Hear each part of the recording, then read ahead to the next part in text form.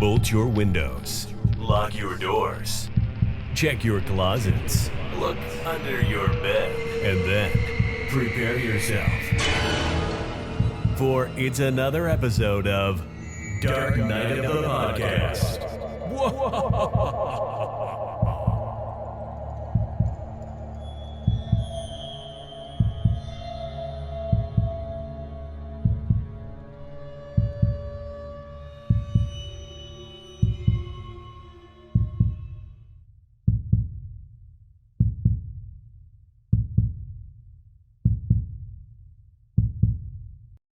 Dark Night of the Podcast, family and friends, listeners, cohorts, and Troy. I don't know about y'all, but these last few weeks, I have been lazy as fuck. I have been eating good and I have been living comfortably. I feel like I don't care anymore. I feel like all shame has just been thrown to the wind, and I'm just living my fattest life. Like, and I say that in I'm in an empowering way, if you will. I don't give a fuck. It's almost as though I have reverted back to living as a late teen, early 20 somethings, as though I'm living a college dorm lifestyle, if you will, because there's not many perks about living on a college campus, as we talked about recently in a review for the dorm that dripped blood. We touched on this a little bit. There's not a lot of perks to living in that dorm lifestyle, but at least there's nobody around to judge you for looking like a fucking slob, a fucking sloppy ass, just college student with no shame at all. I want to channel that going into 2026 because good God, it's comfortable. Don't you like being comfortable, Troy? I do. I'm comfortable right now. My t-shirt, my little gray sweat shorts, because I'm in Vegas, so it doesn't get as cold as the Midwest. So I see Roger. You guys should see Roger bundled up in this fucking, it looks like a bathrobe. He must be cold. And here I'm just in a t-shirt and shorts. But no, I feel like wow, we have been on a lot of college campuses lately. Yeah, we Oh need my to fucking God. stray away after this. We gotta do something bold. We are. Okay. I have it. In honor Oh, of I the trust you. in honor of the holiday season, I have a good one picked. Good. But no, yeah. So we've been at an abandoned dorm. We've Yeah. been at a Catholic university, and now we are at a large, I guess, Midwestern looking college, the nicest one of the ones we've seen. Yeah. But yeah, who knows comfort better and just throwing cares to the wind than college kids, studying for finals, loading up on Mountain Dew and Ben and Jerry's and chicken pot pies, all the stuff.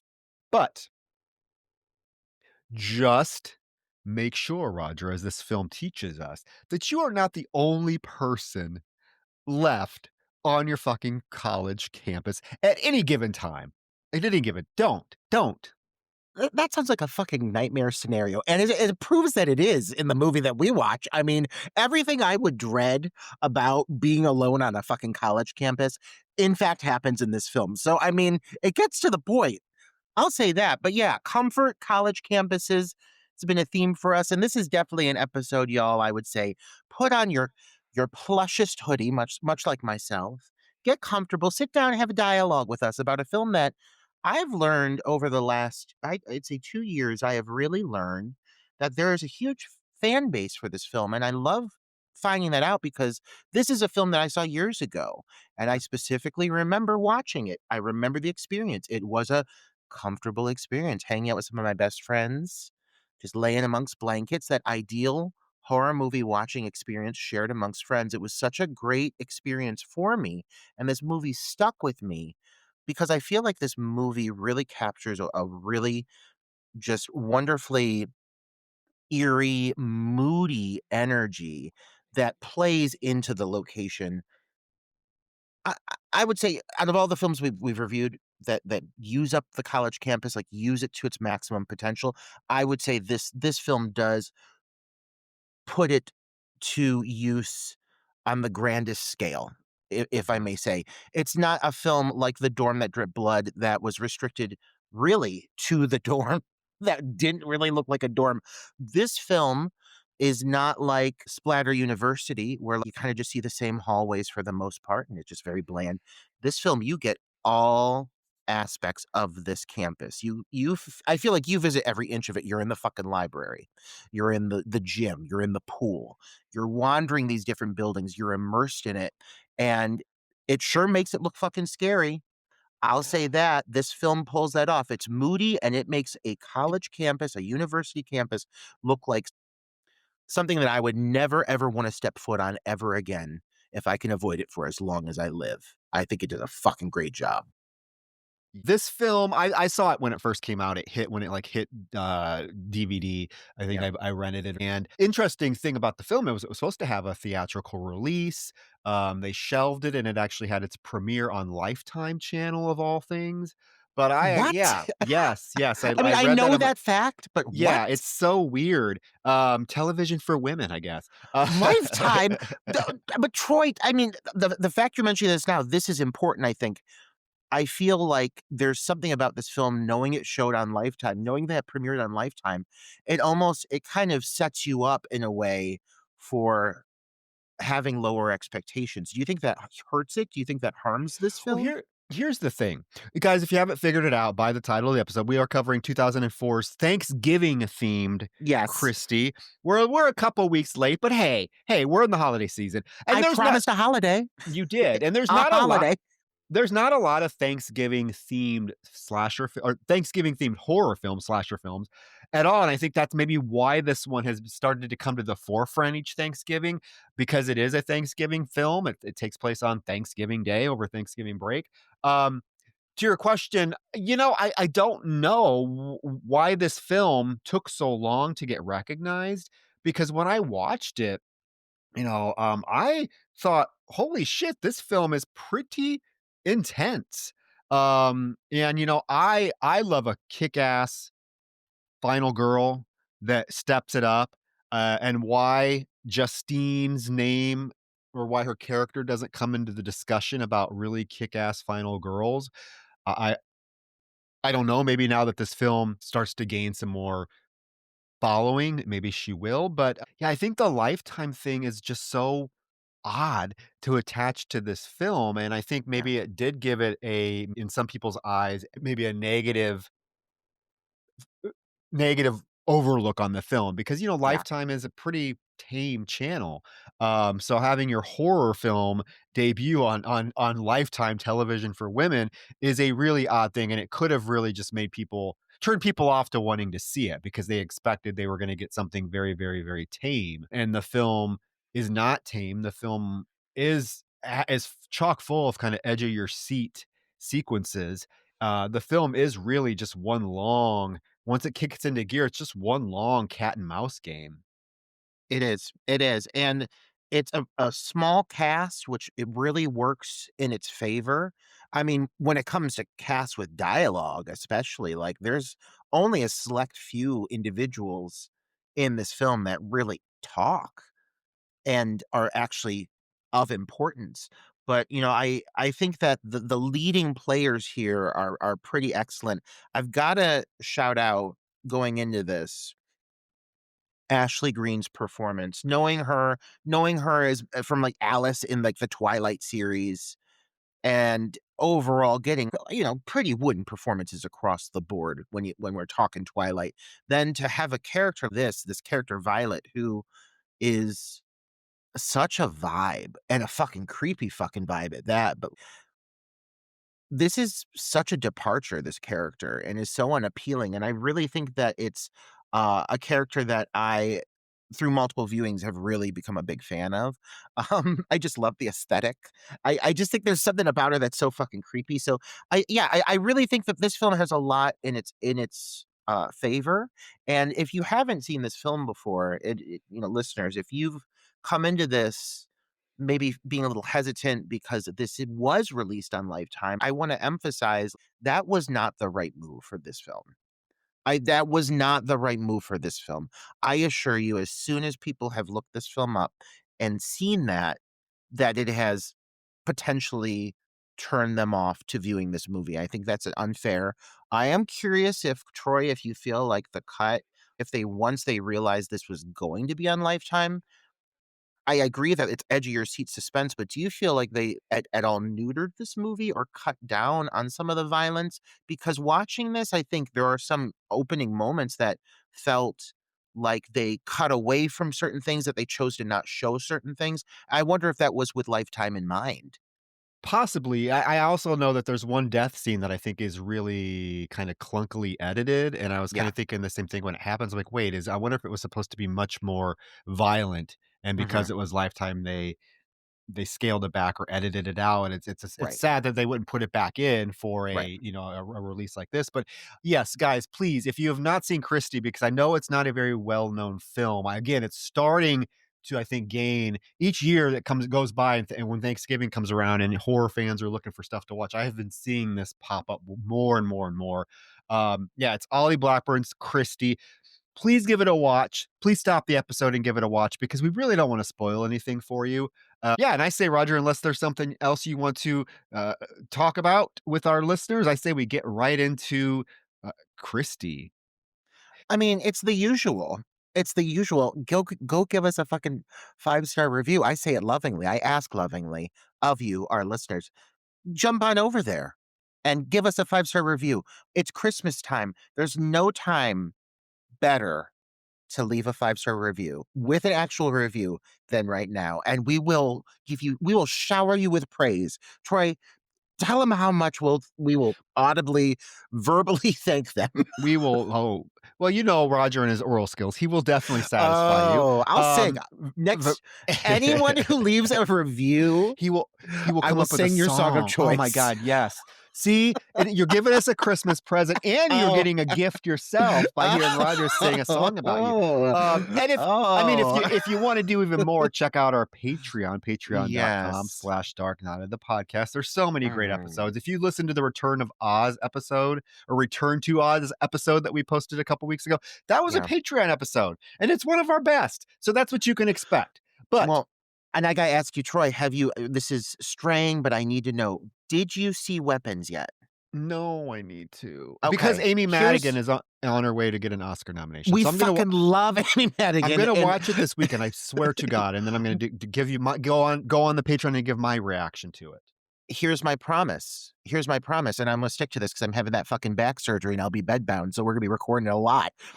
If somebody subscribes to the Patreon before Christmas Day, Troy and I will do a full-length Patreon exclusive episode of Weapons, and we Oh never do new my titles. god, wow, We look at never do new that. titles, but That what do you is think of them apples? that is incentive, and it helps us out. It's so cheap. It's like $2 to Oh my subscribe. It's god. cheap. It just helps us cover the cost of the what we pay to for the podcast hosting service that we pay for each month. But yeah, that's a pretty great incentive. I mean, you got two huge incentives. You got Roger singing you a song if you give us a Like, 5-star review on Apple it's gonna be Podcast. a full episode Oh itself. my God. And you got us covering a full length review, a full length, like we do on our regular feed of Yeah, weapons. Oh yeah. my God. Come on. Okay. Come With, but, on. but without further ado, we are Without covering further ado. Christie, um, which opens up kind of found footage style, wouldn't you say? Yeah. I mean, there's a little bit of a found footage aspect of the film. The film opens up with, an ominous whispering male voice saying Christy. Mhm. And we see this car in a field with its trunk open. And there's a hooded figure inside the car with the radio playing.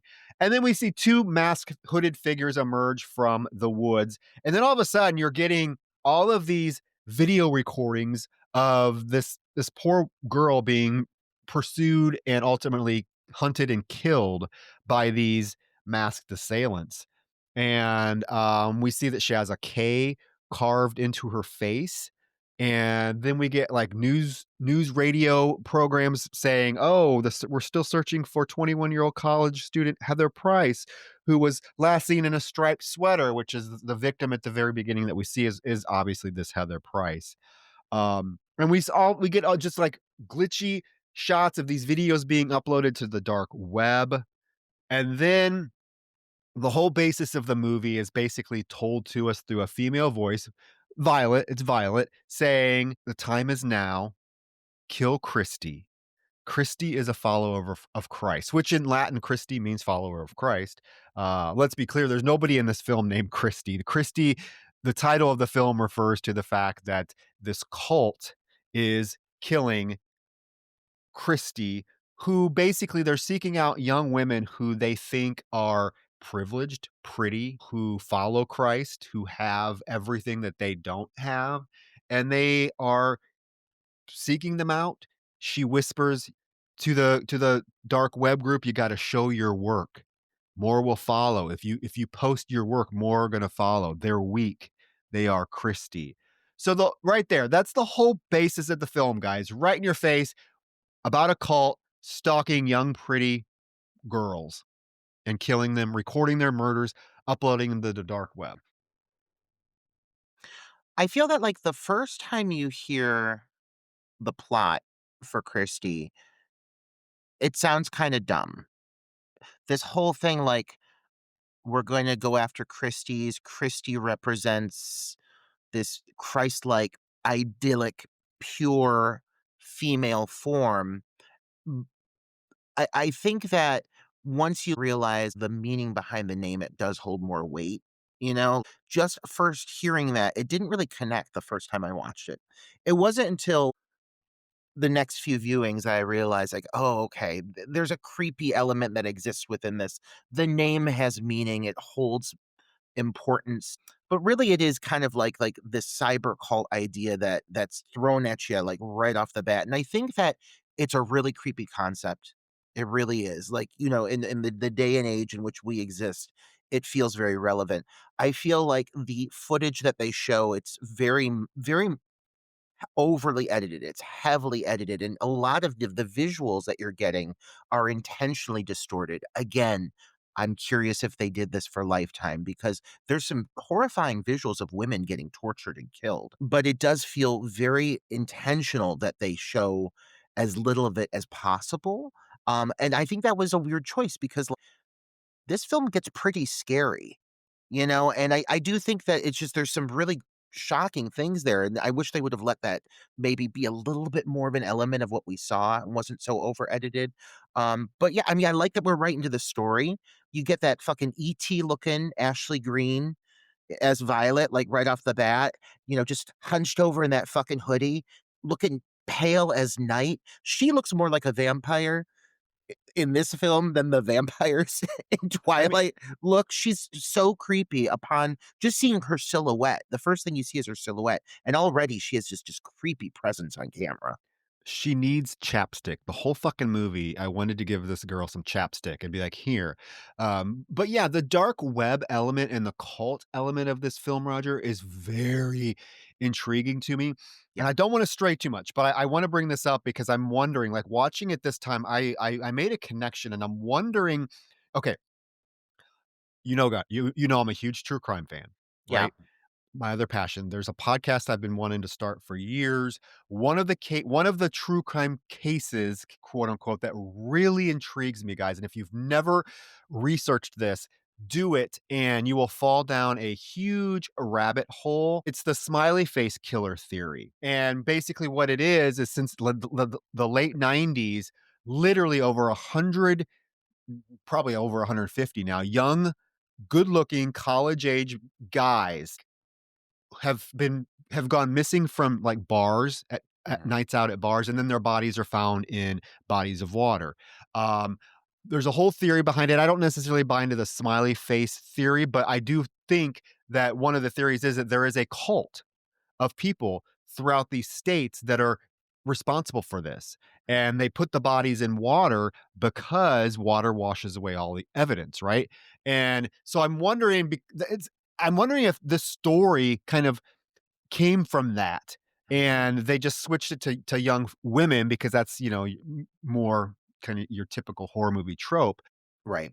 But yeah, it just there's a lot of parallels to what these people are saying, like, "Oh, they're privileged, they're pretty, that we need to kill them." And if you look at the smiley face killer theory and look up, like, the images of, like, all of the guys who have been found dead, they eerily look similar. They're all, like, into the same kind of thing, good GPAs, and it's states like throughout the Midwest. In fact, Ohio is a hotbed for Hmm. these killings in Columbus, Columbus. Ohio, Yeah. especially Brian Schaefer, Joey Yeah. LaBute. There's been a lot of them. So I just was wondering. I wonder if that this whole theory was what kind of inspired this movie, in a way. I bet your bottom dollar that you're right on that, for sure, because that came to mind for me as well. I lived in Columbus, Mm. for a few years, and Troy's absolutely right that there is, like, even when you're, like, in the middle of it, it's like an urban legend almost, Mhm. and so, I think that, there's a lot of things that work about this film is it feels like it's not too far off from reality. This whole idea of cyber cults in general, as exaggerated as that may feel at times, I also completely buy in that people would do this shit, and I bet they would look like fucking Ashley Greene with those chapped lips too. She is the spitting image of the kind of people I picture partaking in this fucking nonsense. Well, and it's funny because they are organizing all of these murders throughout the country in this film through the dark web, and that's kind of the theory that goes with the smiley face killer, that this group of individuals that are responsible for these killings are networking over the dark web and conversing. So I thought this has to be. Um but yeah, so that's the opening. That's what we find out, and now we know what we're getting into because we cut to an aerial view of a college campus, and we are introduced to our protagonist, Justine, played by Haley Bennett. Striking. She has such a striking look to her. Like, really, she really does. And she's very capable in this role. She's reciting a William Blake poem to her boyfriend, Aaron, played by Lucas Till. And basically, we find out that he is going home for Thanksgiving, and she and her friend Nicole, or her dorm mate Nicole, are supposed to be staying behind. She needs to study. She has to keep her GPA up because she's on scholarship, and she cannot, as we find out, afford plane tickets home. So that's this is it. This is our girl. We kind of know based on what we know so far. We're kind of putting the pieces together, right? What's going to happen? Relatable is the word that comes to mind when I think of Haley Bennett as Justine. I think one of the things that brings me back to Kristy and keeps bringing me back to this film is this character. And I think, like, she is lovely on camera, but there's also just a relatability to this individual, the way this character is written, for whatever, like, gripes or complaints you may have about other aspects of the film, because I know that there are people out there that don't love this movie. For whatever issues you have, like, you can't deny that Justine is, like, a thoughtful, capable, dedicated, self-conscious. I love the little flaws that are written into her character because they are just normal, like, relatable little things. Again, relatable traits to this individual that just makes her feel like she's just such a lived-in character. I think she's such a great final girl. I love her character evolution, but I just love these little moments where you catch her lying to people so they don't feel bad, because she's staying there by herself, like, she chooses to lie so they don't feel as concerned for her. I don't know, I just think she's really wonderfully written, and she is the character that by far gets the most attention in the film. A lot of characters don't get enough, so if she's gonna be what's leading this movie, already that's a huge win for this film. She's such a great character. Mhm. We get a lot of, like, montages too into Mhm. her, like, just daily routines. Like, we see after the scene with her boyfriend Aaron, we see her she's working in the kitchen. Again, because she has to work. She's a working gal. She's not from a well-to-do family. She's on a scholarship. She has a work study scholarship. We see her listening to a lecture, and her professor is giving this demonstration on how sodium nitrate will explode when it hits with water, and I was like, "Okay, that's some cool foreshadowing," and she is Right. very smart in remembering that. Her swimming in the pool, her talking to her mom on the phone about flights being too expensive to come home, and then Aaron's leaving, he's getting in his little Land Rover, and he's trying to convince her to come, and she's like, "No, I'm not gonna come. Remember last time I came home, your mom asked me how my dishwasher program was going?" And there's this really sweet moment between the two of them, and it's just so I don't know, so cute. You know, it's like, Yeah. oh, I want a relationship like this where he gives her a recorder. He records his voice saying, "I love you, Justine," and he gives it to her so that she can listen Yeah. to it while he's gone for Thanksgiving. I'm like, oh, I that's so sweet. I could have used a little more time with this character only because, like, I buy their chemistry, and he is genuinely likable. This is really all you get aside from, like, a phone call and then another very brief moment. His character, for the most part, is extremely thin. But you're right about the montages. They are so expertly crafted. Just cutting to little shots of her wiping tears away as she's talking to her mom, but again, lying to her, trying to reassure her everything's okay. And there's little bits of dialogue where he clearly says, "You're stubborn." And Mhm. you see that from this character. She's reluctant to say that she loves him back. There's just these little quirks, and these montages have so much personality. And there's a few moments where even they choose to bring music in. And when they do that as well, it's really, really well selected music tracks. So I think the montages are one of the things to really highlight about this film because they're used very intentionally, Yeah. but they're done really well. Yes, I'm usually not a fan of montages, to be honest with you, but when they are done well and they are done with a purpose, I really enjoy them. And I think that we get so much. What makes these montages really interesting and unique is we do get so much characterization through the montages, and that's usually not what montages do. Um, I do love, like, I don't know, I love the when he pulls away, that she kisses the window at him. When he pulls away, I love that you get that, like, aerial shot, and you see just how isolated now. There's only, like, Yeah. 2 cars in the parking lot, and you see that this campus is just surrounded by woods and trees, and you could just tell this would be a fucking creepy place to be. But at this Sprawling. sprawling, but at Sprawling. this Yeah. moment, we also know that she's supposed to be staying behind with a friend, Nicole, right? Um, and so that evening, she has taken her laundry to the basement, and she says hi to Wayne, who is the security guard who's there. And again, he could have used some more time, but I mean, he serves a purpose. He's fine. There's a lot of light flickering in this film too. Like every time she's walking down these long corridors, the lights are flickering and humming. And it is explained. Wayne says something about the lines are old and that they're going to be replaced, but they can't make it out till after Thanksgiving break. So there's all this like creepy, like walking down these long corridors and lights and flicking on and off and humming. And this is when she runs into Nicole. And we briefly meet Nicole, her roommate, who's supposed to be staying behind with her. Nicole gives her some of her laundry and tells her, "Don't forget the red vines." Who doesn't like red vines? I don't know. Do you prefer red vines or Twizzlers, Roger?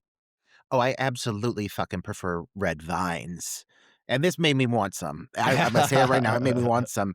Um, you're so right about the lights being a prominent aspect because they don't overdo it. Like, they bring it up, they mention it, there are multiple times where there are, like, power surges, and that is very much played up, to enhance the moodiness and the just overall discomfort she's experiencing, but it's not some ongoing gag where they beat it over the head. It just feels like a natural part of this building. Because I wanna point out this campus, this is not like some for the most part, it doesn't feel like a fancy brand new school. This feels like an old building. It feels somewhat dated. Um, I wouldn't say it necessarily feels safe, at least in the dorm that she's in. Like, it doesn't you got the security guard, but overall, this feels like an older building. Other areas like the pool, and other areas she does explore feel a little more possibly updated, but I love that they have her in this old dorm because it's just like white cement cinder block. It's cold. The dorm rooms themselves are decorated, the doors are decorated, but overall it feels just very just industrial almost. And so this lighting, this moody lighting and shadow play just really works well in this space. But yeah, so you meet Wayne, you're absolutely right. Not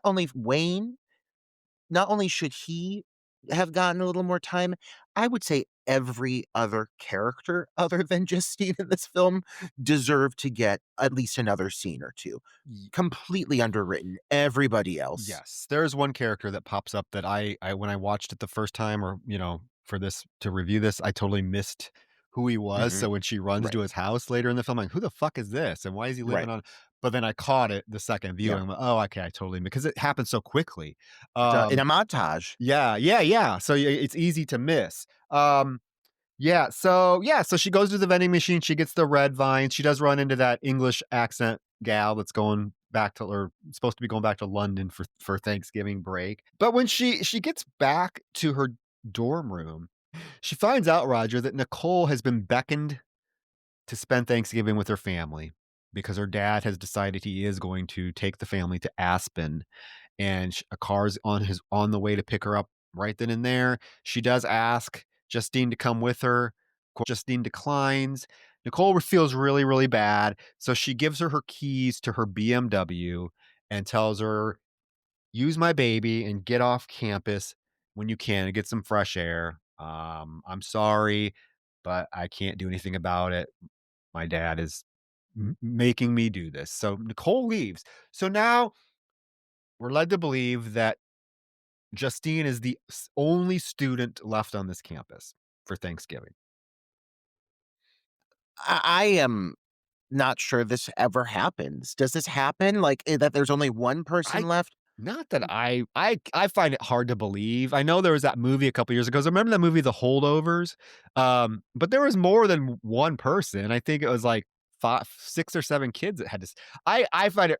Yeah, that's the thing is like you have to suspend some belief because I really don't think out of a college campus this huge that there's only going to be one kid that stays behind.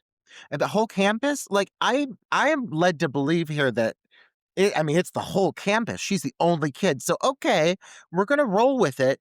And they do a really great job of capturing, like, the overall desolate sensation of being on this campus all alone. You feel for her, and she looks miserable, and I would too, because it's a miserable campus. I mean, you can tell. I think her performance is really, really great because if you Yeah. facial expressions, things like that, you can really tell that like you said, she's trying to convince people she's okay with being there by herself and not being with family, not being with Aaron. But then in moments when she's by herself, I don't know if you notice, like she'll have tears in her eyes at random moments. Really, really great. It's Thanksgiving morning, and guess what we are treated to, Roger? A montage with dancing and jogging and exercising and swimming and her talking on the phone to I'm assuming is Aaron. We don't hear him. And then more dancing and swimming. And there's this song playing that's actually a bop. I'm like, okay. The song is, to be clear, it's "Pumpin' Blood" by No No No. I love the song in general, let alone in this sequence, and, like, normally you and I would poo-poo on a montage, but, like, again, it feels so normal. The things she's doing, like, she's just fucking killing time by herself, and it's just a well-placed moment, and yeah, the song is, it's like, "It's your heart, it's alive, pumping blood," and I'm, like, sitting there, and I'm, like, singing it like, "Yeah, it's See, your heart." Yeah, it's see, so catchy. there's a little sample of what you're gonna get if you leave us a 5-star review right I'm there. gonna sing the whole song for you guys. I'm gonna sing the whole song. But it really, the song choice elevates. This is a perfect moment of like, this needed a pop before it descends into darkness. Because after this very fun montage to Pumpin' Blood by No No No, things about to get dark. It's about to get really dark, literally and figuratively. Because you only experience a little bit of daytime before you're like plunged into a Midwest looking winter. This is a cold, desolate Thanksgiving Day. It looks fucking cold and miserable. It's rainy. I did notice this was filmed in New Orleans of all places. Oh, Yeah, it does not no, look like New Orleans, but not at all. in the end credits it says proudly filmed in New Orleans, Louisiana. I'm like, okay. Um, so yeah, later that evening she's walking through her dorm, the lights are flickering on and off again. She decides, I'm gonna go to the Mart Max or whatever it's fucking called, the gas station down the street. So she decides to take Nicole's BMW. And on the way out, this is how thoughtful she is. I really like her interactions with like everybody because you can just tell she's a genuinely like caring, kind person. She Mhm. asks Wayne if he needs anything, and he's like, no. She's like, come on, you're my Thanksgiving buddy. He's like, oh, okay, fine. I'll take a Mountain Dew and pumpkin pie. She's like, consider it done. Um, she gets into the car and she's driving, and Roger, we get Lana Del Rey. We get Lana Del Rey. They had a budget I for know. Lana Del Rey. I But I know. guess They this was they expected bigger things for this movie, like, clearly, because the soundtrack's fire, and it's shot really well too. Like, we haven't really touched on that, Oh but my it god, looks no, really it's pretty. oh my god, yeah. The cinematography Yeah, is I mean the cinematography is great. It makes the college campus a character of its own, and it does. that's really an accomplishment. So yeah, Lana Mhm. Del Rey's blasting on the radio. She pulls into Market Max, goes inside, she's getting her Ben and Jerry's, and while she's getting her Ben and Jerry's, she notices like somebody's over there throwing magazines on the floor, just throwing them on the floor. I'm like, this can't be.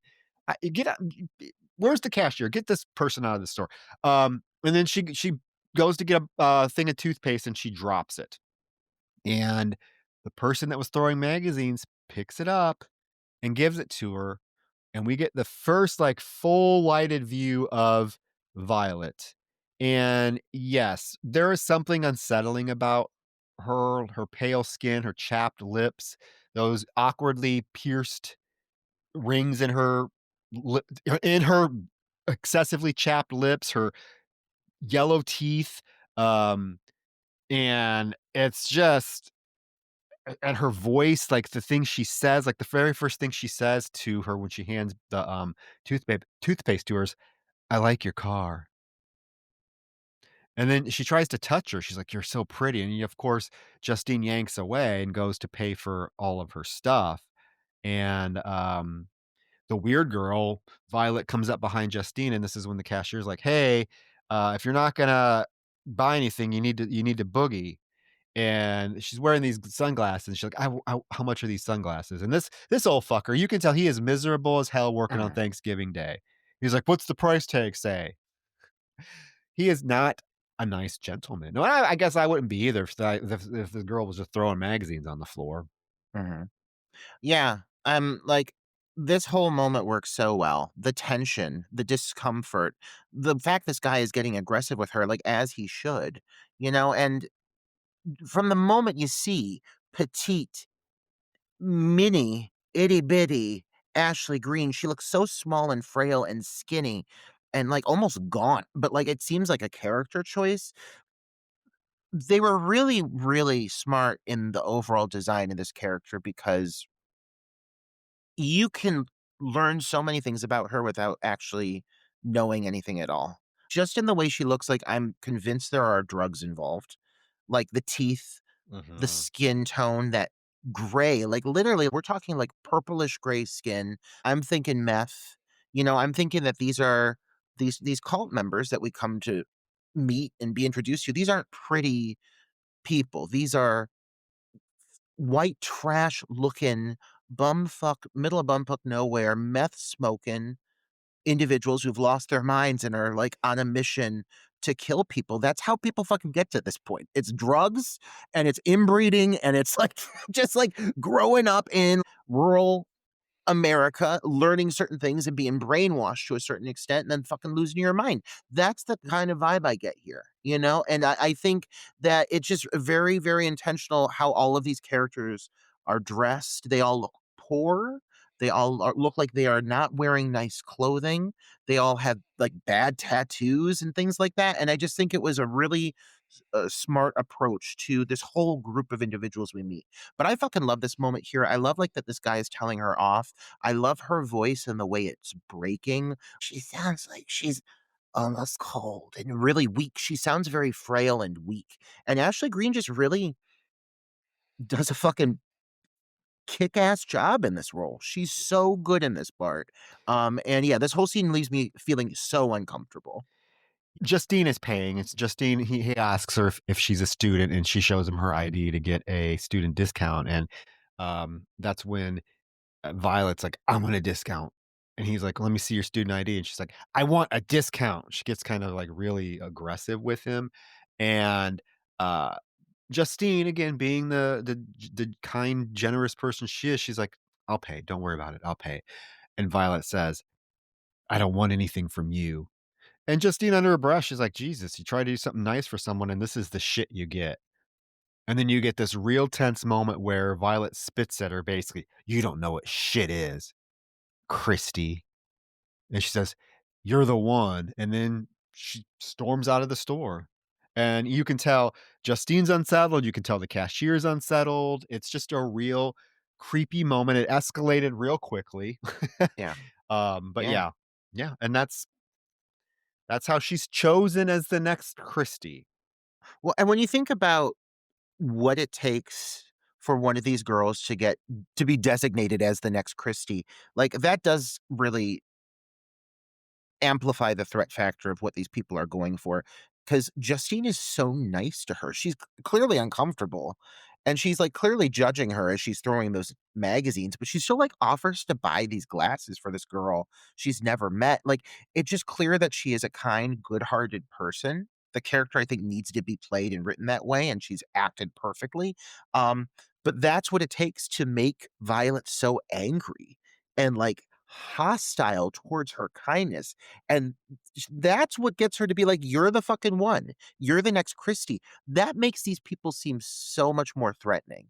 They're genuinely just looking for good, kind girls to target and kill, and that makes us feel very fucked up. Like, these people are fucked up. Their methods, their reasoning, their rationale, it's very dark, and that's why upon multiple viewings, like I said earlier, this film does start to feel a lot more heavy.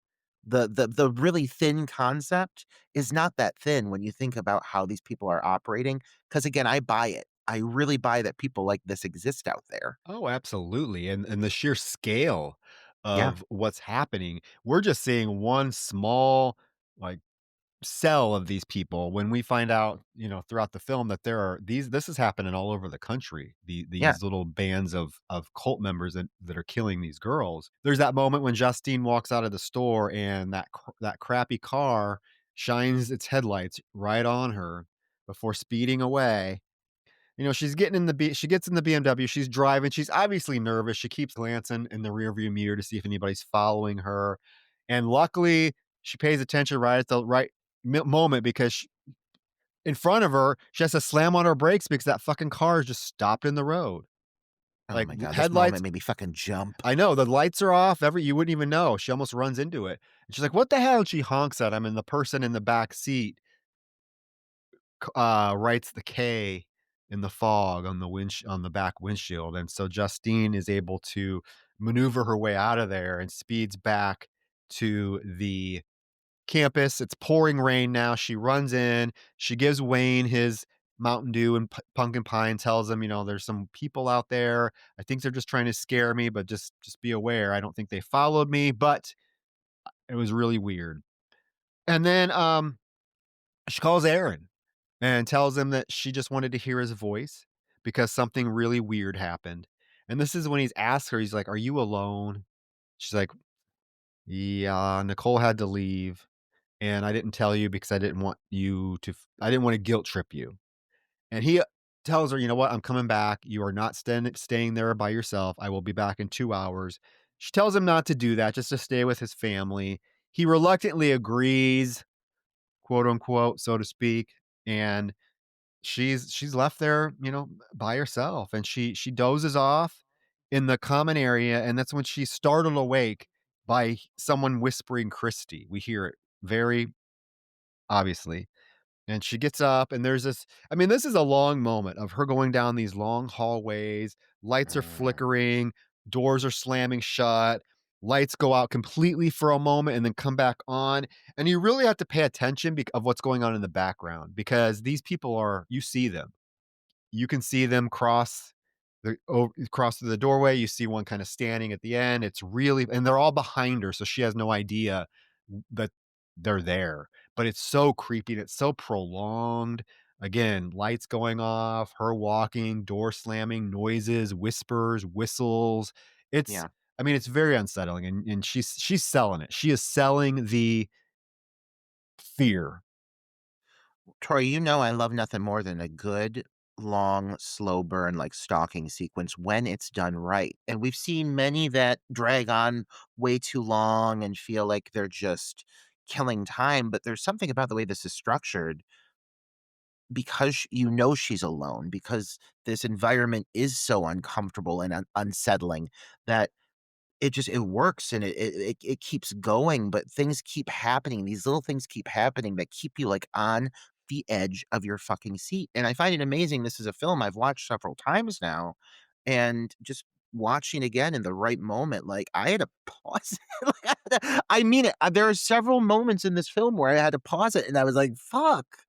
This I forgot how creepy this is, and I love this whole, like, the journey she has from, like, the student lounge to what is, like, the dorms as she starts to realize that there is another presence in the building. All these little details that you start to pick up, realizing that they're already in there. I don't know, it's just it's so creepy. It becomes this cat and mouse game, and this is the very start of it, and they do such a great job of introducing this this extended presence because it's not just Violet. We start to see multiple figures moving around. You Yep. realize there was more than one. Oh, yeah. Yeah. Yeah, from this moment on, the whole film, like I said, is just a cat and mouse game. She's heading to her dorm room, and that's when she hears, like, she hears something playing, and she goes in, and there's literally a snuff video on playing on her laptop. And, she tries to disconnect it, but now the network says, network is disabled. And she sees Wayne walking outside and she's trying to get his attention, but he doesn't hear her.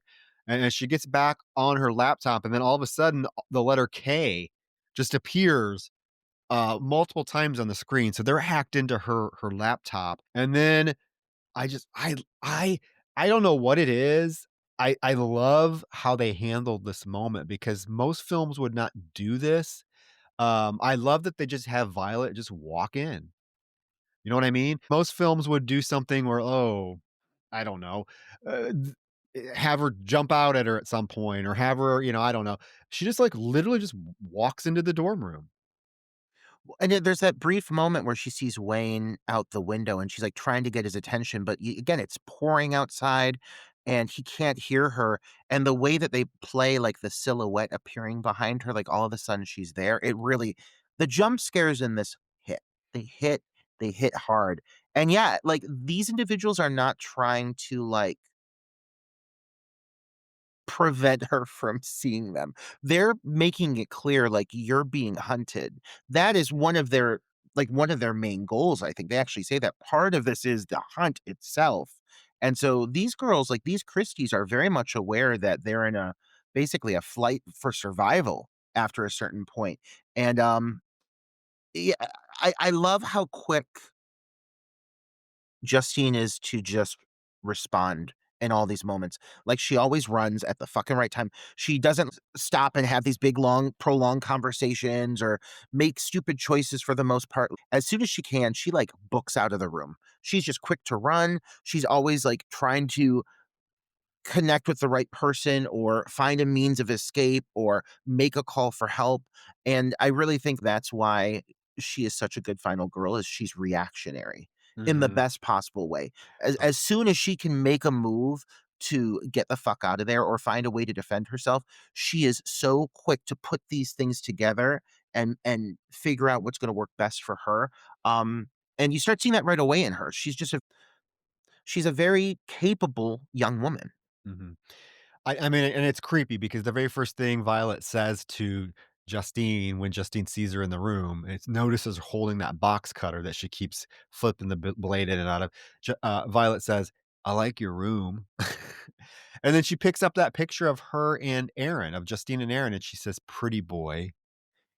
You really do have it all, Kristy. And she slams the picture on the floor and breaks it, and that is the moment that Justine darts out of there, goes Mhm. towards the front lobby, tries to get out the door, but there's a crowbar blocked in preventing the door from being opened. She turns around, and now there's a male figure, hooded figure, mask, coming in through the other door. She jumps behind the counter, tries to get on the phone. The phone's dead. All of the phone lines have been cut. Um, And this is when she sees Wayne. Wayne has made it back to the front door and he's trying to get in. And she's, calling out to him and he's telling her to to go, to run. And out of nowhere, outside, and she watches this figure steps into view and beats Wayne to death with a baseball bat right in front of her. I mean, it's quick. It's quick. It's quick. I could have really used a moment of like shocking violence here. Like, I mean, that's me speaking as a horror fan, as a horror hound. I really want to see like some big gory moment for this first kill. But it's surprisingly off camera. But what does happen in this moment that I think balances it out is like the introduction of all of these individual characters. One by one, the males are being introduced, and you learn very little about who these people are. Violet's the only one that really gets some development. But like, leaning into what I said earlier, when you start to see the masks these individuals have, the one guy has a mask that's just made out of tinfoil with, like, eyes poked into it. The one guy has a mask that's made out of duct tape.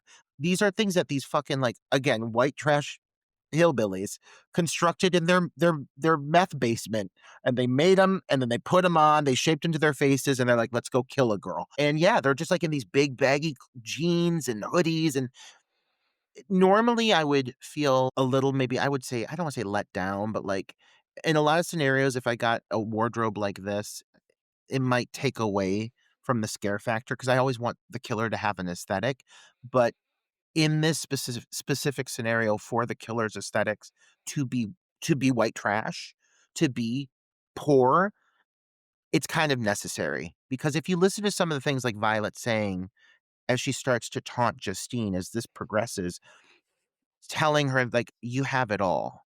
I like your car. I like your room." Mhm. They don't know things that we've learned already about Justine. We saw her filling out her FAFSA earlier. She's only driving that car because her friend let her borrow it. She can't afford to fly home. And, she's in a situation where her family is obviously struggling. And I think that these little beats here and these little notes are really important, especially seeing that these killers are kind of resentful towards well to do, pretty young women. Knowing that Justine really has her own struggles elevates this storyline and elevates their motivation to when you kind of find out that they don't know anything about these girls that they're killing. They're just making false assumptions about who they are. I think it holds more weight again upon multiple viewings once you start to hear these things and learn these things about these characters. Definitely. I mean, I think that's the big thing with this film is like Justine is not any of this what they're after. I mean, yes, Right. she's pretty, but they're really more about like, oh, these are girls that have it all. They're Justine is not that at all. So it makes it interesting that, and then she's the one that is able to ultimately defeat them. I think is really interesting as well. But so Justine sees poor Wayne be beaten with a baseball bat. She turns to run and she runs right into Violet, who's like Kristy, and no, and she's like, "No, I'm Justine," and Violet says, "You're Kristy," and the hunt begins. And she takes out her cell phone and starts to record, right? And then she says, because this is creepy too. This line she says, "Run to God, Kristy," and Justine, you're right. Justine wastes no fucking time, darting the fuck out of there. Right. She's out of there, and she goes outside. The BMW now has Kristy spray painted across the side of it. She darts over to the cafeteria building as the car pulls up and another hooded figure gets out. So now we have 3 male hooded figures in Violet. So it's 4 against 1. She runs into the kitchen and hides. You get this whole cat and mouse thing where they're scraping the knives against the metal of the cabinets and whatnot, and she's ducking down, and there's that moment where she was hiding there, but she's smart enough to move because he's figured it out, and when he looks down, she's gone. Um, and this is when she starts to really make some smart decisions Mhm. because she starts turning on equipment. She's doing whatever she can to distract them. She's turning on equipment and then darting the other way. And she ultimately gets out of the cafeteria building and she runs into the parking garage and sees the other security car, and she rushes up to it and opens it, and the other security guard, who we never seen him. This is the first time we see him. He falls out dead, and she does try to look for the keys, and of course the keys are gone. I believe he was the guy that let her in and out earlier. Remember, Yeah, there's the guy at okay, the we do gate, see him. Yeah, yeah, Dave? yeah. I was like, Yeah, well, I but mean, very very brief, briefly. very Yeah. brief. But this whole run through the cafeteria, you're right. Like you start seeing right away that she's making really good calls, and it makes you want to root for her. And there's that great startle of the mask, like appearing in the screen, yeah, dropping down, you thinking that they found her, and then she's gone. It's all played really well. But the thing I appreciate is like she rarely gets a breather. Like these fuckers are hot on her heels. She's always a step ahead, but she's like a step ahead. And there's certain moments here where like her when she gets to the security vehicle and she finds Dave dead. Again, wish there was more gore in this moment. Second death, barely a lick of blood. Very Lifetime movie. But she starts to like go through the vehicle. She's starting to look for the keys, and then she hears the whistle again, and she like has to keep moving. And like it's not like she ever has a moment to be like, all right, I'm gonna jump in this vehicle, I'm gonna try to start it, I'm gonna figure this out. Like a lot of times she just has to act on impulse. And it makes it pretty forgivable at times when she makes certain calls because she has literally no time to make a decision. She has to keep moving. Yeah, well, that's what happens. She hears the whistling because these guys, I don't know why they want to alert her. I guess just to keep the hunt going, to keep the chase going, because when they approach, they're always whistling. But she runs to the campus security phone and she picks it up and she's gonna call, but then fucking Violet appears. So she darts off, and this is where I was a little confused at first. She runs through the field and she comes upon a house. It's a normal looking house. And she starts screaming for Scott. And we hear a dog going wild. I'm like, who the fuck is Scott? Second viewing, there's that moment where she's on the phone with her mom earlier on the film in the montage, and she says hi to somebody. And we see a guy walk really quickly by with a Rottweiler. And we hear the mom's like, who are you saying hi to? She's like, oh, it's Scott the groundskeeper.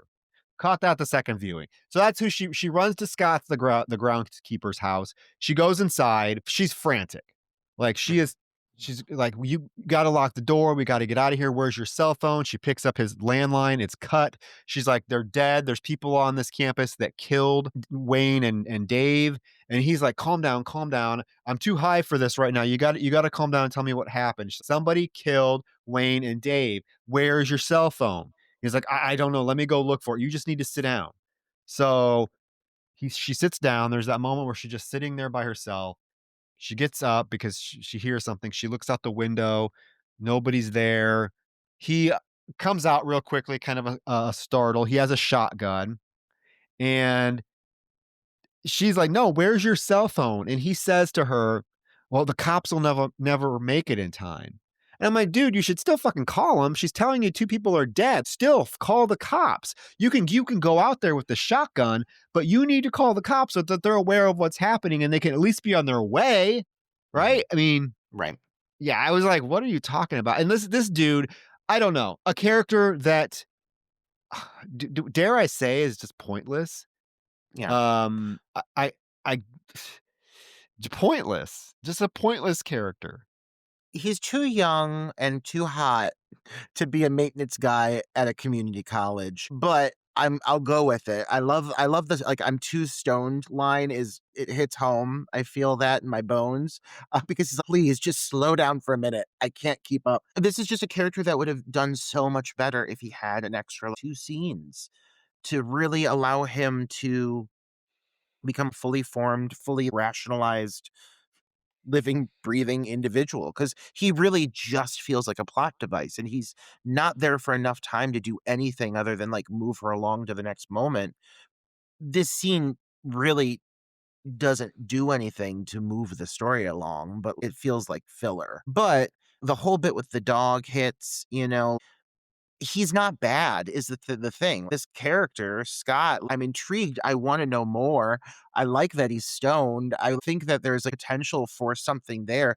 They just really should have let him have a little more screen time. It doesn't make sense that they didn't introduce him more sooner. Yeah, and he's a capable actor. It's James Ransom, who was in, Sinister. He played the cop in Sinister. I knew he looked familiar. But yeah, it's just a weird kind of throwaway character. He doesn't do anything. He doesn't even really affect any of the villains. I so so he's gonna go out with a shotgun, right? So he tells her to wait inside with the dog, Titus, this Rottweiler. So he opens the door, he goes out, and he reminds me of fucking Carrie Fisher in Sorority Row, where she's screaming, "I got my shotgun." He's like, "I got my shotgun. Get off my campus." And they're whistling. You can hear whistling all around him, and it's pitch black. He can't see anything. He's like, "Where the hell are you? Get off my campus." Well, the whistling causes Titus, the dog, to dart to break free from Justine and dart into the darkness. Trigger warning. The dog gets killed. You don't see it, you hear it. You hear it. So if that sort of thing triggers you, yeah, maybe fast forward a bit because you hear this dog yelping in pain and then screeching, and then you do see one of the whoever throws back the bloody collar at Scott, and so that's the end of poor Titus. It is one of the more, like, audibly violent animal deaths we've ever gotten, I would say. Like, Yeah. it is a, like, kind of a long, drawn out yelping They're bit. they're clearly stabbing this dog because You hear it. you hear Yeah, and the dog is yeah, yelping. It's disturbing, but yeah, on one hand, I hate animal deaths, but on the other hand, it makes you just hate these fuckers even more. yeah. Oh, for sure. I felt almost like leading up to this point, there was a moment when I first saw this where I almost thought that Scott was going to become like a red herring. Do you did you pick up on that at all? Like, at first not being able to find his phone, and then she's sitting there, she's like, "Scott? Scott?" And she's, like, calling for him, and then finally comes out with a shotgun, and then it leads up to this grand reveal here in a moment. Just wait for this. But I almost felt he was gonna, like, turn on her and be one of them, and in a way, Troy, why didn't that happen? Like, to have someone in on the campus and in that's actually part of this and introducing this, like, stoner dude who feels like he'd be, like, right at home with these fucking weirdos. Don't you think that, like, could have leaned in that direction and been, like, successful, like, maybe worked? Here's the thing, is I probably would have rolled my eyes really fucking hard, but on the flip side of it, I would have appreciated it more than what I appreciate him doing, which is nothing. At Yeah, least that would have given him a purpose or something. This dude literally has 0 purpose. He does nothing, and in fact, he runs back inside, he's like, "They killed my baby. They killed my baby," and she found his phone, and she dials 911, but before it connects, she's distracted because Scott sees one of them on the porch, and he swings the door open. He's shoots the shotgun. He's like, "I got you, motherfucker." But Roger, he is immediately grabbed and pulled away. And she's like, "Scott, where the hell did you go?" She doesn't ever finish connecting 911, which she should have. And she's like, now she's like, what the fuck's going on? She hears noises out back and she goes and opens the door. And somehow these fuckers have gotten Scott. He's basically hanging on a swing set with a hose wrapped around a garden hose wrapped around his throat. And when she goes back out there, they literally drop him down and hang him. That's it. yeah, That was Scott's purpose. yeah. It's a real disappointing reveal. Like, let the guy, like, shoot somebody. I don't know. Add an extra cult member just for the sake of shooting them. Give this guy some kind of redemption moment after his poor fucking dog gets killed. That poor dog, that sweet dog going out like that. For him, he, like, literally goes out into the shadows, then he comes back in, and then he goes outside again. He gets grabbed immediately. And then there's this, like, little bit of her stalking through the house. And then all of a sudden she looks out on the porch, like the light goes on, and there's fucker hanging like a sack of potatoes from like a swing set. Okay. Not sure why there's even a swing set on this guy's property, but fine. He's hanging from it from a like a garden hose, which I feel would not be a great tool to hang someone with. Like, garden hose are like very like They're hollow and thick and like It's not to give the kind of, like, pressure you need to hang a full-grown man, but that's how this guy goes out. He doesn't only have no purpose, but his death is one of the lamest, I'd say, in the film, probably the lamest. Yeah, this character doesn't have a single redeeming element other than the fact he's stoned. And yeah, and he gives us a dog death, which whatever. So Christy takes off running, and when she's running, Roger, the cell phone rings again. And when she answers it, it's like, yeah, this is 911. We received a call from this number. She's like, this is Justine. They're trying to, I'm at this college and they're trying to kill me. And she's like, oh, stay calm. Where are you going to be? And she's like, I'm going to be in the library. Please hurry. And the dispatcher's like, okay, I'm sending them. Help is on the way. Go into the library and wait there. And she thanks her. Justine thanks the dispatcher, and then the dispatcher's like, "No problem, Kristy. Kristy. Don't you know the maintenance man's number's posted all over the campus?" Roger, again, Haley, I gotta give credit to Haley Bennett. I love her facial reaction. Just full of defeat. Like when Oh, she's yeah. yeah, I mean, she can just I mean, I've never seen somebody display defeat as well as she does in this moment. It's Yeah. so because now she knows she gave away her hiding spot. They know she's in the Mhm, library. Like mhm, she had that moment of hope where she thought help was on the way, mhm. and they outsmarted her, and she's like defeated. Well, and I gotta say, like, coming off of this last moment, now going into what is another big chase sequence, and let us be clear, this film is really one prolonged chase sequence. For our gays out there who love a chase scene, well, this movie's gonna give it to you plenty. But you had said that you had commented on one of Simon's comments stating that he had watched the film in advance. And, I read over that and he said that, like, there's parts of this film that really stand out. And, like, the acting is one part of that. Like, the acting here is so good at times that it's almost an example of a film that, because of really good direction and great talent, it took a script that maybe, like, wasn't totally amazing, and it just elevated it. This ended up being a good movie, not because, like, the script is something phenomenal, it's kind of not, like, it is really something we've seen before in different formats and different locations. This time it happens to be a cult on a college campus chasing a girl, okay, um, but the script is not what shines here, it's the talent, and because you've got some really strong female leads here, especially the female protagonist, having these moments where she's allowed to break at times. She's allowed to break down. She's allowed to cry. She's allowed to feel defeated.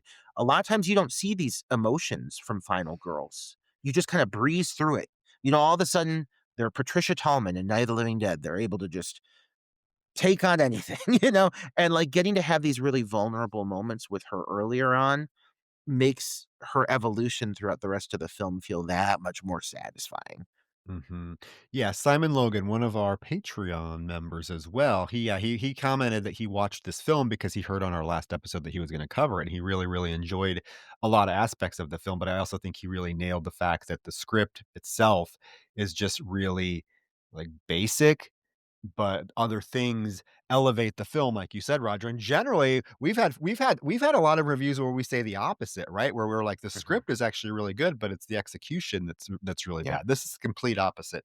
Um, so yeah, she's in the library. They know she's in the library. They all come in. You get this really cool, like just yeah, cat and mouse as she's hiding behind the stacks. It sort of, I mean, this did this not remind you of Courtney Cox's chase scene in Scream 2 when she's hiding behind the sound barriers, and Mhm. Ghostface is right there.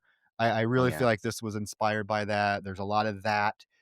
Again, capable girl, because what does she do? She's smart. She actually sets her phone alarm or phone she sets the phone alarm for like 20 seconds and tosses it. And when the alarm goes off, of course, all of the villains rush over to that area, and she takes the opportunity to dart. I don't know why she made this decision. It's possibly the stupidest decision she's made in the film. Instead of like running out the front door, she runs to the roof, and she's on the roof. And I was like, Honey, why didn't you just run out of the fucking you know, run out the front door and just get off the campus. That's another thing that I kept thinking is that, ah, there's she could have got off this campus. Like, it's huge. Run into the fucking woods and just keep going. She always runs Mhm. back to the campus, back into buildings, knowing that they're going to be there. I don't know. She runs up to the roof. She's stuck. She realizes she made a fucking bad decision because she looks up and she's on a fucking 4-story roof. And when she turns to go back, they're there. I feel like one thing that kind of plays into the favor, though, of her when she does make bad decisions is like, I kind of said this earlier. They do such a great job of creating that in the moment, just fight or flight Mhm. impulse, and Yeah. so sometimes I feel she just goes through the first door she can. Yeah. She could have ran back down the steps, but they would have clearly seen her from that viewpoint, so I think she just literally ducks into the first door she can dive into, and that happened to take her up to the roof because she's like, fuck. You can tell she's like, God, this is not where I want to be. And her frustration, I love her frustration in these moments, but the next move that she makes is Oh. like, what a badass is this girl, Well, no, seriously. I'm just saying, like, it's just little things that you can nitpick this Yeah, film about, but I totally agree yeah, with you. Like, yeah, if I was in the same situation, would I really think about what door I'm going through? I just want to get the fuck out of there. But it's like at any right, moment, like when she ran from Scott's house, she should have ran straight into the woods and just kept going instead of running back to the campus. But again, you don't know how you're going to react in this situation. You're being stalked by 4 people. Yes, I love this decision. This is a decision that when she comes a fucking badass, she's right up there with the best final girls because they're there. All 4 of them are right in front of her. You're thinking, how the fuck is she going to get out of this? Because we just saw how high up she was when she looked over the ledge. And Violet takes out the cell phone and says, "Smile, Kristy." And she's like, "I'm not Kristy. Why are you doing this?" Violet says, "Pretty hair, pretty car. It's time to die." They lunge at her with their weapons. She wastes she doesn't even my ass would have been killed because I'm scared of heights. yeah, Like I would have me too. died. I would just stab the shit out Yeah, of me, I guess. This is it. She I'm done. Yeah, she does not she fucking jumps off of this 4-story fucking roof. And luckily, the only thing that saves her is those fucking trees. The Yeah, tree branches break her fall. She still lands pretty fucking hard. I would think you'd yeah, be you but yeah, I I was like, "Holy fuck." I wow. yeah. And she's limping through the rest of the film, but, Mhm. like, she's still able to keep moving. She could tell as she looks over the edge of the roof, like, she's like, "Okay, what can I do here?" She sees the tree, she starts to put the pieces together. But as soon as these fuckers start to taunt her, she's like, I'm fucking out. And this girl just dives off this roof. And I was like, fuck. I was like, I would never, my fat ass would have just plummeted to the cement. I would have jumped for the trees, but I would have just dropped. She luckily, yeah, she uses the branches to break her fall. She's injured, but I mean, she's still moving. And, she starts to move across the green. And this is another moment I really wish this film had an extra 10 minutes because you start to see these headlights. This is all timed really well of her moving through like the shrubbery as you learn Aaron is arriving back on campus, the perfect boyfriend, coming back to take care of his girl. And he just misses her, and he's back in this really brief moment that I really think that this truly deserved to be a much bigger event in what unfolds here. We've learned that she really cares about this guy. We learned that he cares about her. There's these brief little moments we got with them earlier really packed a punch. I bought it. I really liked these 2 characters together. I wanted so much more. And to bring him back in such a minor format, like, I mean, like or like such a minimal usage, um, it feels like, I mean, I feel like they're like, "We gotta get him off set. We only have him for 24 hours. We can't Mhm. afford him any longer," because it's a blink and you'll miss it, kind Yeah. of. Not really, but it should have been way bigger of a situation. Oh, I agree. It's so quick. I mean, he's driving, he misses her, but he sees Violet dart across the road, and he thinks it's Justine because who else would it be? So he gets out of his vehicle and he chases Violet down, and he's like, "Justine? Wait, who are you?" And Justine comes rushing up behind him, and she's like, "Aaron, we gotta go." Violet turns around. He's like, "Who the hell are you?" She's like, "Aaron, come on, please." And he turns around. He's like, "Justine, what's going on?" And he starts to walk towards her. I mean, and immediately, one of the hooded men jumps out and stabs him in the fucking stomach, kills him Yeah, right in front of Justine. And, all she can do is scream no. And I like her first couple no's are like very just like sad, like, oh my God. But then her last one, it starts to get more guttural. Yeah. And I love, like, Violet staring at her, and you literally see the moment on Justine's face where rage takes over, and I fucking love it. I love it. Yeah. Yeah, it's an important moment for her character because at this point, she's not going to be the victim anymore. At this point, she is angry, and that fuels her through the second act. Or when I say second act, this is a brief film, so second part of this film, because the final push now is really her figuring out her revenge Well, I in a mean, way. she gets into his vehicle and she's gonna drive away. I mean, I think if she had the if that fucker wouldn't have jumped on her hood, she would have done the smart thing and drove away, right? Right. But he jumps on her hood and he's bashing the windshield with a hammer. And I mean, she floors the fucking vehicle and she's like, fucking die, you piece of shit. And she rams him right into a fucking brick wall, smashing him. Now, this is the death I mentioned earlier that I think it's edited really weird. Like, Yeah. you hit the wall and then it jumps and it feels like there's something missing. Did you catch that? Yeah, it's weird, like, even, like, right before the impact happens, they go to, like, a really close shot on his face, and it almost feels like the vehicle's not moving for several shots. It's weird, it feels like, they made a series of artistic choices leading up to the impact, and I do think it feels a little bit off, but another thing I really would have loved to have seen more, because I love moments of comeuppance, is, like, after these individuals die, they all, the most part, they all just die. One character has a moment where she really gets to, like, make eye contact with them as they're passing away, and it's really powerful. I would have loved to have seen more of that from all of these characters because they're doing really heinous things to people, and I wanna watch these fuckers suffer a bit. I Yeah. really do. I wanna watch this guy pinned under the vehicle just bleeding out, and I want Violet to walk up and be like, "No!" And then they're like, "Oh, we're suffering." I wanna see these fuckers get their just desserts because they're horrible fucking people. But she just gets out, she grabs Aaron's backpack, and she takes off running, and it's kinda just not addressed. The other characters look at each other like, "Oh, well, one of them's dead now," but it seems like they don't fucking really care about each other. They're very cold towards each other. Yes, they are. They are. They are very cold towards each other, and yeah, it just seems like they're in cahoots to kill. They don't really have any other relationship. Like these aren't. I don't think these are like friends. These are just other people Violet found on the dark web who are willing to go along with killing young women. That's it. There's no relationship. She runs into the pool building. She tries the phone. Of course, all the phones are dead. She gets the recorder out of the recorder falls out of the backpack and she plays it and it is Aaron saying, "I love you, Justine." And suddenly she hears one of them come into the pool building and she's smart. I love this whole moment where she like grabs a pair of goggles and she knows that he's going to come into the pool area.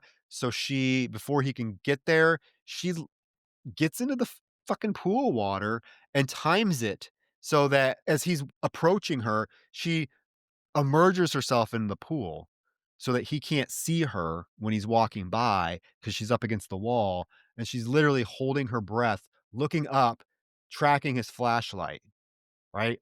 And he gets far enough away, she's able to come back to the surface and get air. I'm so thankful that they had that moment with the recorder where she got to hear that little tidbit of Aaron giving her words of encouragement because while she gave a good solid reaction seeing his death, it felt so brief, it felt so rushed that we didn't get to really have a proper moment for her to mourn.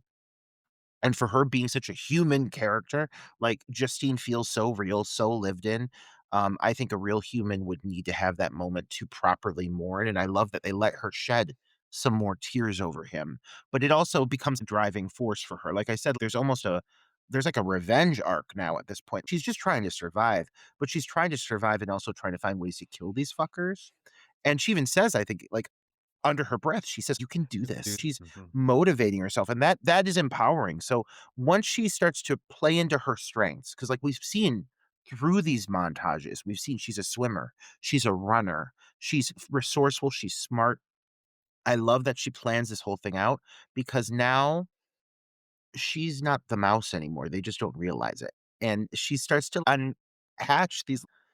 elaborate plans, but that also seem very real, like, really possible. It's not far-fetched, the things that she's doing. She's just a step ahead of them, and she's using that to her advantage, and I just really love when they let her take charge because her character really shines in these moments. Well, she's baiting them, she's luring them, she's doing things specifically to kill them because he's leaving, he goes into the office and he sees the backpack on the floor, so he knows that she's around, and she throws something into the water so that he comes back out into the pool area, and she's hiding behind the bleachers, and when he walks out, he sees that there's a hose that's now in the pool, just gushing out water.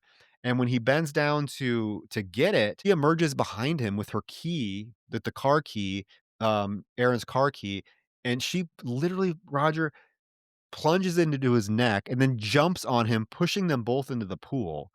And she gets his bat away from him, and she's able to crush his throat with his baseball bat as he's bleeding out from the puncture wound in his throat, and you get that really cool shot of them underwater together, and she's just behind him pulling the bat, and you hear that moment where it cracks and he dies. She lets his body go and it falls to the bottom of the pool, and you're underwater, you're seeing all this from underwater, and she's able to swim up and get back out of the pool. So now she's at 2, she has 2 down, 2 down, 2 down, 2 to go. This is one of the prettier moments in the movie. Them in the water, the red It's blood beautiful, pooling in yeah. the water. It's really well shot. The shot of his body settling at the bottom as he's bleeding out, it's one of the stronger kills in the movie. I find it really cool, I guess, that the best deaths in this film are the ones that she executes, you know? Like, she gets to have the moments she has the head count, really, you know? And so and right after this, she doesn't even have time to think, like, the other ones are coming, so she has to get moving and start planning her next kill. Yeah. I mean, and she does. She takes that bat, she goes into the a storage closet, and she finds some nails and some pipe wire, and she fashions a meat bat, Roger. I'm gonna start calling this a meat bat. It's a bat with the nails in the end of it. Yeah, I mean, and she just literally opens a closet and she's like, "What do I fucking have to work with?"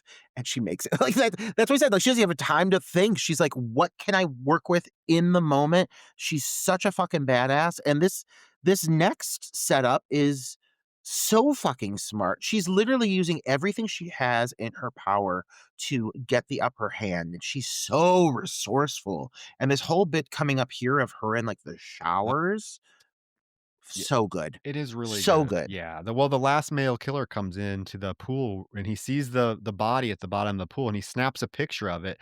And then he hears a noise from the locker room. So he goes into the locker room and she's purposely knows what she's doing. She left wet footprints on purpose, leading right to the showers. And there's this long corridor of showers, then the showers on both sides with shower curtains. And you know, he has his knife and he's whistling and he starts to pull shower curtains back, and then all of a sudden you hear whimpering coming from one of the stalls. And Roger, I do little things like this. We never see any of these. Like the male characters never say a word. We don't know what they look like because they're wearing masks. But I love this moment when he thinks he knows where she's at and he gets all hyped up. He like takes his jacket off and he's starting to like punch the air. Like he's really he thinks that he thinks he's doing it. This is the moment. He's found her. He's hyped up to kill her. He goes to the stall where we hear the whimpering, pulls the curtain back, and it's the fucking recorder sitting in the soap rack. She recorded herself whimpering and put the put the recorder in there, and she immediately emerges from the stall behind him and bashes him in the back of the head with that nail filled bat, and the bat's sticking out of his head. He falls back. Um, there's that moment, like I think you mentioned this. It's a really like I don't want to say it's a somber moment because she pulls the mask off of him, Mm. and she's immediately just taken aback at like just how normal he looks. He just looks like a normal college kid, and he's trying to say something to her, and she says, which is what he did to her earlier when he killed, remember? Like, he shushes her, and the guy, he's trying to say something, and then he just dies. And she's obviously affected by it. That's another thing I like. Like, she's tears are coming down her eyes. She's obviously affected by this. It's almost like there's a weird, like, element of almost I don't wanna say sympathy, but, like, humanity, I guess? You know, this whole time, we've only seen this guy with this goddamn tinfoil mask, and then finally, like, he's unmasked, you're right, he looks like an average, like, white farm boy with a bad chest tattoo.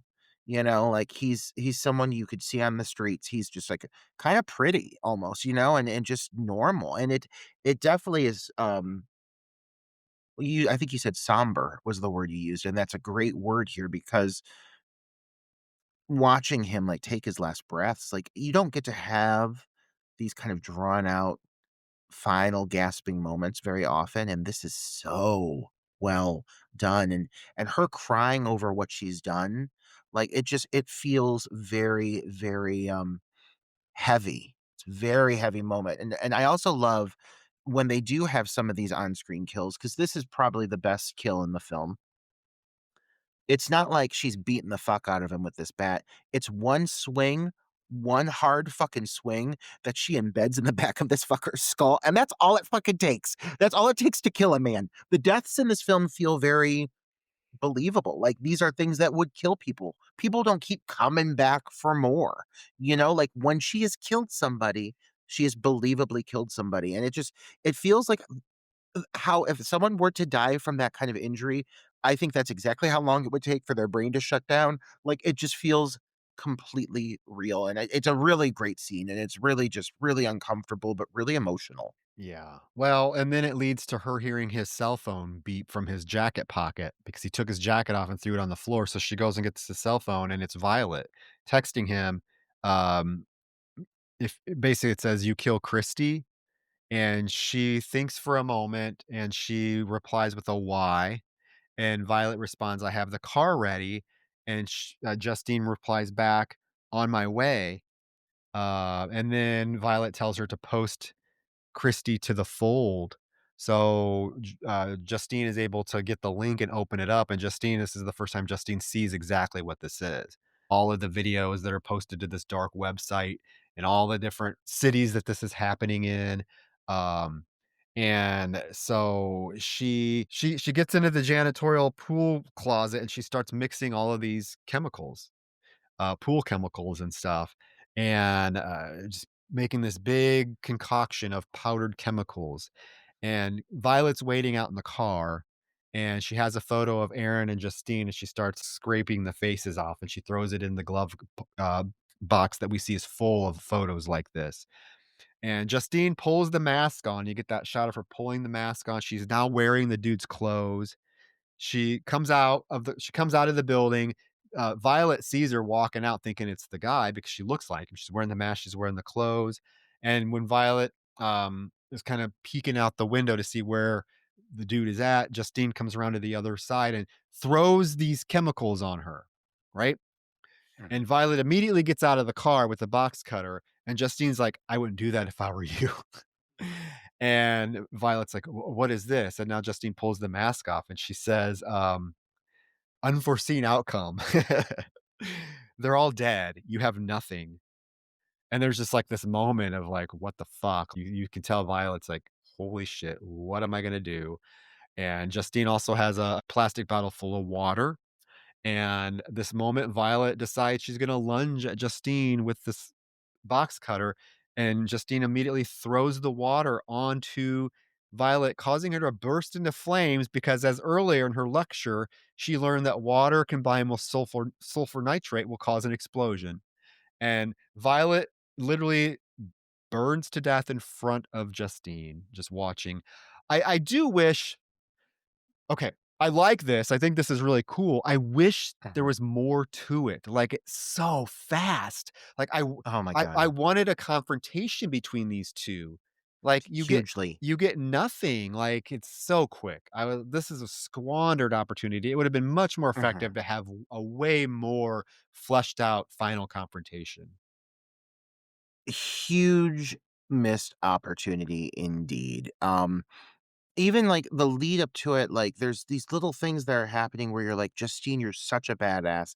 Like, even when she's texting Violet, she you can see that she goes back and she adjusts how she's typing things so it looks like she's typing in the same kind of slang that they would use to convince Violet that that she is in fact this guy. Like Justine is surprisingly calculated in her decisions, and it feels like you're just building up to what is going to be some grand reveal, some big display of what she's really capable of. And to like a certain extent you are, like you realize like okay, she was listening in science class, I guess that's cool. But like no, this bitch deserves to have her ass whooped. This ET looking bitch deserves to have her ass handed to her by Justine, who is a certified motherfucking badass and could really, I believe, deliver a fantastic final fight sequence with this bitch. Like, I feel like she'd be busting out kneecaps, punching her, dragging her across the cement, curb stomping her, and then set her body on fire. You can keep the fire, you can keep the scientific explosion with the chemicals. That's fine. Okay. But like she really needed to have her face ran over with that car, like that gal in fucking the dorm that dripped blood.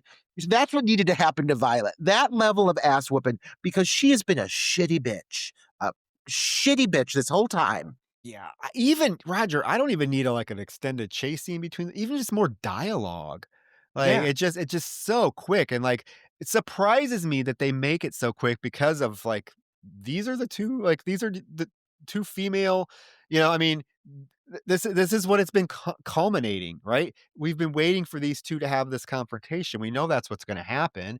Is that it's going to be the two females and then it just happens so fucking quick. I mean, this happens within 10 seconds of Justine getting to the car, throwing the chemicals on Violet until Violet's inflamed. It's literally 10 seconds. Two words of dialogue spoken. It's so disappointing. I mean, burning to death is a horrible, horrible death. So I guess there's that. But then I do like the fact that Justine takes pictures and videos and Mhm, uploads it to mhm. the fold with the caption, "Hunt is over. They lost." I like it, but I also think realistically, would that be the best decision to do Probably that? not. Probably not, because now you just informed all these other fucking serial killers. Oh, I just figured out what you're doing and I'm telling the cops. That's giving people on the dark web time to wipe shit and, remove themselves from chat rooms or whatever. I don't know. Like, I would have just been like, and I'm not saying a word. I'm going right to the police. I'm telling them what happened, and we're getting these fuckers put into prison because of what they did to all these poor girls. Well, then we get her voiceover where she says she was one of many. There are many more out there. And we get all these radio news broadcasts about various cults being arrested. Well, we do find out through these final news radio programs that basically she was the lone survivor. And because she has the cell phone, she was able to get a lot of these members captured. Like a lot of them have been arrested. Because she was able to provide it to the cops and they were able to track who these people were. And then she says, her voiceover says, Justine is dead. Mhm. My name is Kristy. And the credits roll. Now, I want to stop because these are the longest credits in cinematic history. Um, they're long, like 10 minutes Yeah. long. Like Yeah. the film advertises itself as being an hour and 25 minutes. It's not. It's like it ends at like an hour and 18 minutes, and the rest is credits. There is a post-credit scene that I did not know about that I mean, I read about it preparing for this episode. I'm like, "Shit, I never knew there was a post-credit scene." First of all, I'm not gonna sit through 10 minutes of credits, and I Right. implore you not to either because it's just long. What this post-credit scene is, and I know we want to discuss it, is the fact that it's really quick. It's just someone filming a girl pull up to her house, get out. We see one of the masked figures look at the camera and go, shh.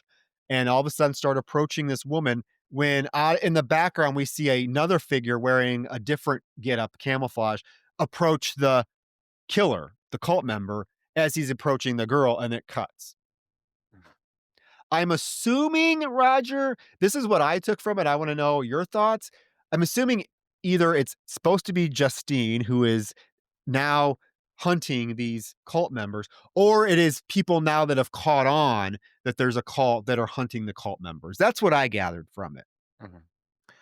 It's too quick to really It's fucking so put it quick and it's together. It could hard to tell what's yeah. going on. Yeah. And it could also be that the cult is just still out there and these are actually just 2 cult members. Like, I like what you're saying better, but it also kind of looks like two guys are just closing in on this girl. So like it's hard to decipher. It doesn't really serve a purpose. The I feel like I would have rather have had just 10 more minutes of movie, yeah. less credits, no end scene, personally, because I do feel like that last scene there really, I don't wanna say loses steam, it's just, like, neutered. It's like all of a sudden it's done, and even, like, the final note it ends on, like, she says, like, "Justine is dead. My name is Kristy." Like, I understand the purpose of the name here, like, but bitch, no, that's not true. Like, you're fucking Justine. You, my friend, overcame these individuals because of who you are, and you are not in any way symbolic truly of what Christie stands for. You're really pretty, but also, like, you're scraping to get by, and they underestimated you. And you are not Christie now, Justine. You are fucking Justine, like, fucking own it. I didn't need that final voiceover. It just ends on a weird note that feels like it really should have given her more. She deserves something more. More happiness. Yeah, I'm not a fan of that. I'm Christy. I feel like that's giving in. Like you're like you're admitting like defeat. Like that's what they want you. That's what they wanted you to be the entire time, and now you're saying, "Oh, I'm Christy now." No, you fucking killed these motherfuckers.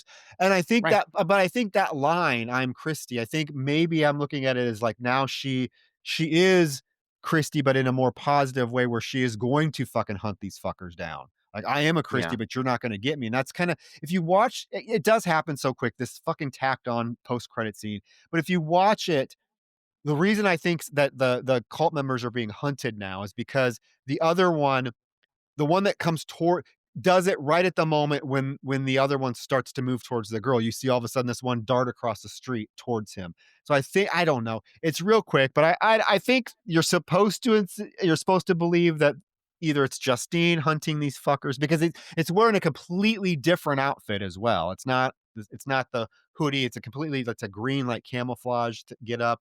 I'm thinking that these fuckers are being hunted by people now that it's been revealed that they are a cult and that they are doing this. I don't know. Mhm. It's sort of a disappointing ending. Yeah, when she says my name, I'm not Justine, I'm Christy. I'm like, no. Yeah, Unless it's I implying know. that she is now hunting these fuckers, which again, okay, then I guess I'm for that, but it's not clear enough.